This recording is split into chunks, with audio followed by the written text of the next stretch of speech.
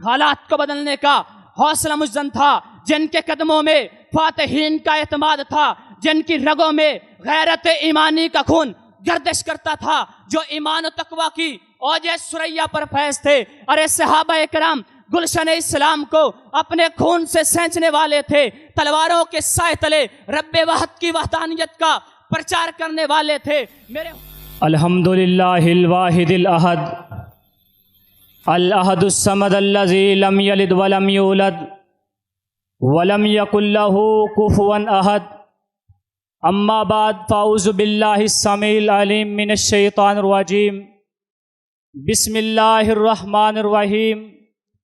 محمد الرسول اللہ والذین معہ وشداء علی الکفار رحماء بینہم۔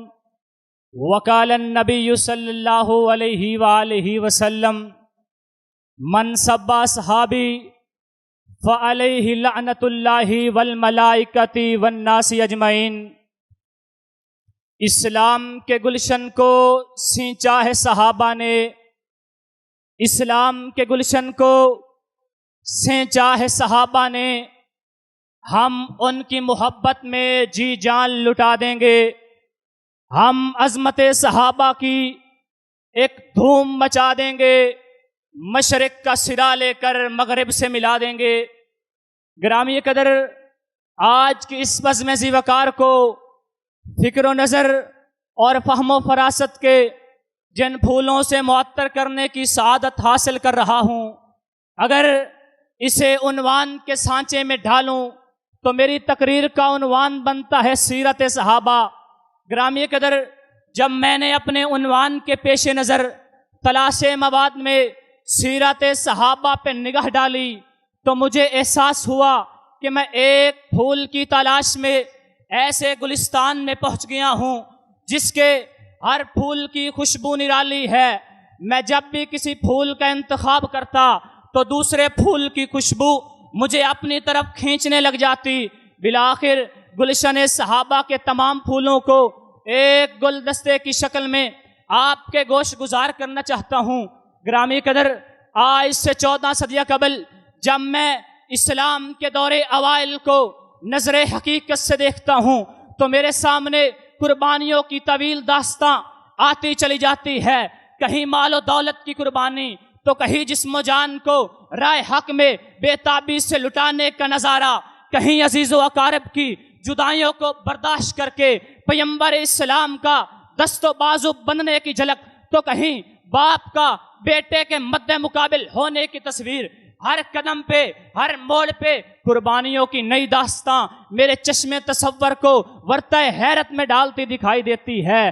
لیکن سوال یہ ہے کہ اتنی عظیم قربانیاں دینے والی شخصیات کون تھی؟ یہ وہ شخصیات ہیں جن کے ایمان کا ذکر آتا ہے تو قرآن کہتا ہے وَلَٰكِنَّ اللَّهَ حَبَّبَ إِلَيْكُمُ الْإِيمَانَ۔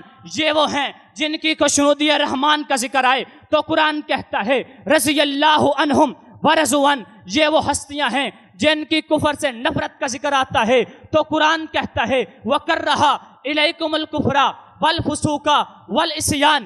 یہ وہ شخصیات ہیں جن کے رکوع و سجود کا ذکر آئے، قرآن کہتا ہے تراہم رکعا سجدا۔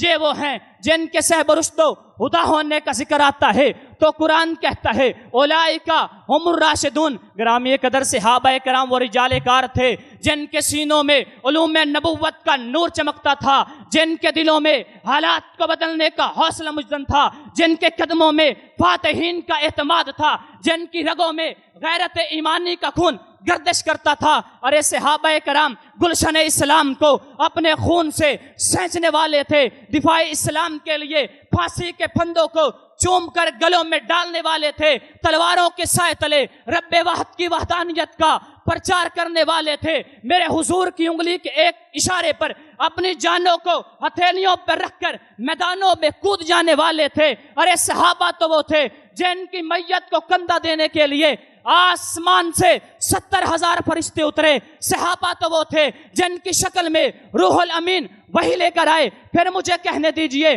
روح الامین کا دہیہ قلبی کی شکل میں زمین پہ اترنا، صحابہ کی عظمت 70,000 فرشتوں کا میت سعد کو کندھا دینا، صحابہ کی عظمت صدیق کو صداقت ملنا، صحابہ کی عظمت عمر کو عدالت ملنا، صحابہ کی عظمت، عثمان کو سخاوت ملنا، صحابہ کی عظمت، علی کو شجاعت ملنا، صحابہ کی عظمت، معاذ کو امامت ملنا، صحابہ کی عظمت، ابی بن کعب کو قرات ملنا، صحابہ کی عظمت، جناب معاویہ کا کاتب قرآن ہونا، صحابہ کی عظمت، جناب حسن کو قیادت ملنا، صحابہ کی عظمت، حسین کو شہادت ملنا، صحابہ کی عظمت، حضرت فاطمہ کا جنتی عورتوں کی سردار ہونا، صحابہ کی عظمت، جناب معاویہ کا کاتب قرآن ہونا، صحابہ کی عظمت، نواسان محمد کا شباب جنت کا سردار ہونا، صحابہ کی عظمت، ارے عظمت صحابہ کے کیا کہنے، وہ تو ایسے نفوس عظیمہ تھے جو اسلام کی بقا و دوام کے لیے سمندروں میں اتر گئے،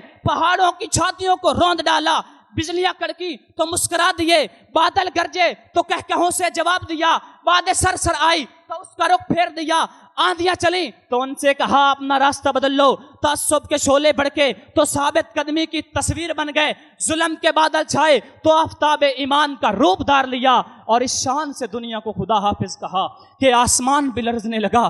لیکن افسوس صد افسوس کہ آج بات تاریخ دل احسان فراموشی کی گھٹیا تاریخ رقم کرتے ہوئے صحابہ کے کردار کی اجلی چادر کو اپنے خوب سے باطن سے داغدار کرنے کو مقصد حیات بنائے ہوئے ہیں۔ گرامی قدر وقت میدان عمل میں اترنے کا، گستاخان صحابہ کو للکارنے کا، میں ڈنکے کی چوٹ پہ کہتا ہوں، سینے پہ ہاتھ مار کے کہتا ہوں، جس میدان میں للکارو گے اہل حدیث کا بچہ بچہ تمہارے مقابلے کے لیے تیار ہوگا۔ خطابت کے میدان میں آؤ گے، شعلہ اگلتی زبانوں سے صحابہ کی ناموس کی حفاظت کریں گے۔